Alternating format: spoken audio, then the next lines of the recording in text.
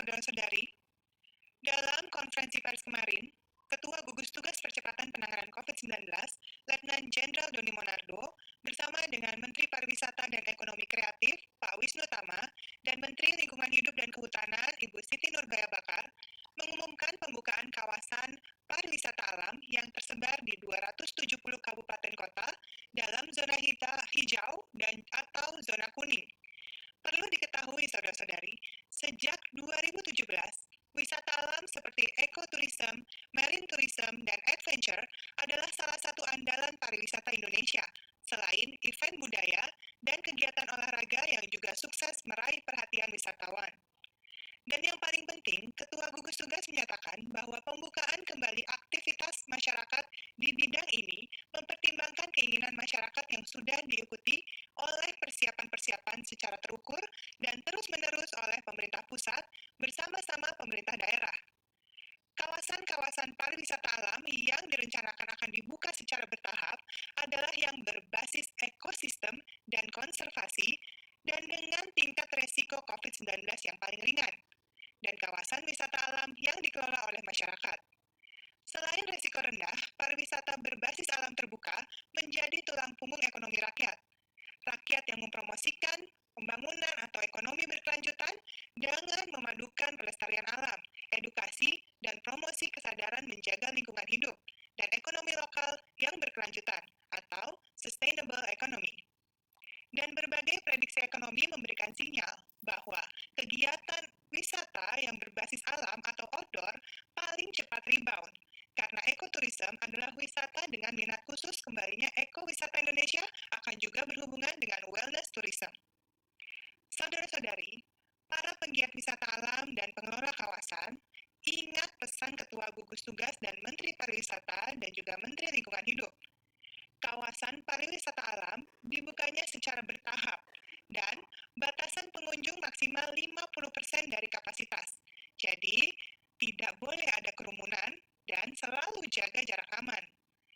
Teknis pembukaan lokasi daya tarik wisata terkait dari jam dan operasional tergantung dari ketentuan yang berdasarkan peraturan dan kebijakan pemerintah daerah dan harus dengan penerapan protokol kesehatan yang ketat. Protokol kesehatan yang dimaksud sudah diatur dalam Keputusan Menteri Kesehatan nomor HK.01.07-Menkes/382/2020 tentang protokol kesehatan bagi masyarakat di tempat dan fasilitas umum yang disahkan pada 19 Juni 2020.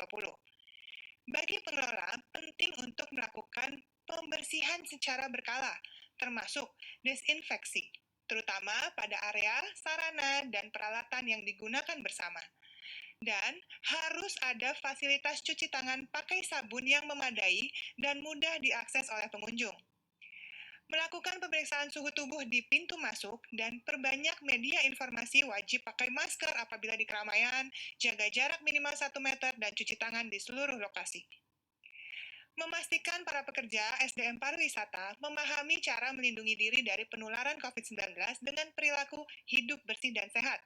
Jaga kebersihan pribadi seperti sering cuci tangan, konsumsi makanan bergizi, rutin olahraga, dan cukup istirahat. Ingat, pengelola wajib pertama membatasi jumlah pengunjung yang masuk. Disarankan menggunakan sistem online atau pengunjung mendaftar dulu sebelum datang untuk menghindari pengunjung yang berkerumun di pintu masuk. Kedua, pengaturan jam operasional.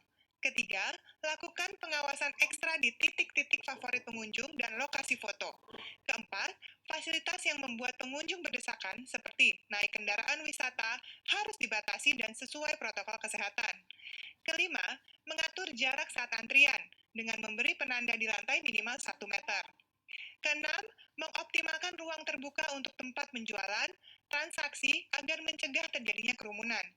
Dan ketujuh, menggunakan pembatas atau partisi di meja atau counter sebagai perlindungan tambahan untuk pekerja atau SDM pariwisata yang bertugas di loket pembelian tiket atau customer service. Nah, bagi kita pengunjung, pastikan diri dalam kondisi yang sehat sebelum melakukan kunjungan ke lokasi daya tarik wisata. Apabila sakit, di rumah saja, istirahat yang cukup dan pastikan imunitas kembali dan tubuh fit sebelum memutuskan keluar rumah. Setelah tiba di rumah, terapkan protokol kedatangan seperti mandi dan ganti pakaian, dan jangan lupa bersihkan peralatan yang dibawa keluar seperti handphone, kacamata, tas, dan barang-barang lainnya dengan desinfektan. Pastikan menggunakan masker selama berada di lokasi daya tarik wisata. Hindari mengajak anak yang belum bisa menggunakan masker dengan baik dan benar. Hindari mengajak orang-orang yang rentan terhadap penularan COVID-19, terutama bagi mereka yang memiliki penyakit penyerta. Ini penting Bapak Ibu untuk saling mengingatkan apabila mendapati saudara-saudari kita yang tidak menggunakan masker dengan benar atau tidak bisa menjaga jarak dengan baik, atau abai yang mencuci tangan dengan rutin. Kita menghadapi pandemi ini bersama-sama. Kita lindungi diri sendiri untuk melindungi orang lain. Begitu juga dengan orang lain. Kedisiplinan dan kepatuhan mereka terhadap protokol kesehatan akan melindungi kita dan banyak orang lainnya. Yuk bersama kita lawan COVID-19 dengan tetap bersatu, kompak, gotong royong, saling ingat dan mengingatkan bahwa pandemi masih terjadi dan kita semua harus disiplin menjalankan protokol kesehatan. Apabila kita kompak bersama-sama, kita pasti bisa mengalahkan virus corona ini. Untuk menyampaikan kinerja data hari ini, saya persilahkan Dr. Ahmad Yuryanto.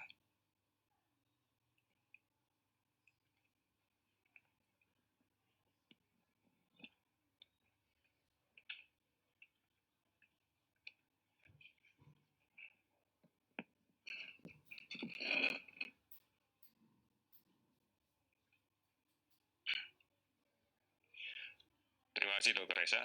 Saudara-saudara, hari ini kami kembali akan menyampaikan informasi kinerja data yang kita himpun dari kemarin pada pukul 12.00 sampai dengan hari ini di pukul 12.00. Hari ini kita melakukan pemeriksaan spesimen baik dengan TCM maupun dengan PCR sebanyak 17.908 spesimen. Sehingga kumulatif sampai dan saat ini kita telah melakukan pemeriksaan sebanyak 666.219 spesimen. Dari pemeriksaan ini kita dapatkan kasus positif sebanyak 1.051 orang, sehingga akumulasinya menjadi 47.896 orang. Kalau kemudian kita lihat sebaran dari kasus positif yang didapatkan hari ini, ada 5 provinsi yang melaporkan kenaikan kasus yang cukup signifikan. Yang pertama adalah Jawa Timur, kita dapatkan laporan kasus baru 258 orang dan sembuh 60 orang. Kemudian DKI Jakarta 160 kasus baru dan 100 sembuh. Sulawesi Selatan 154 kasus dan 42 sembuh. Sumatera Utara 117 kasus dan 3 sembuh. Papua 55 kasus dan tidak ada laporan sembuh. Beberapa provinsi melaporkan kasus sembuh lebih banyak daripada kasus konfirmasi yang dilaporkan hari ini. Sebagai contoh, Jawa Tengah hari ini melaporkan kasus baru 49 orang, namun sembuh ada 50 orang. Kalimantan Selatan 27 kasus baru, 28 sembuh.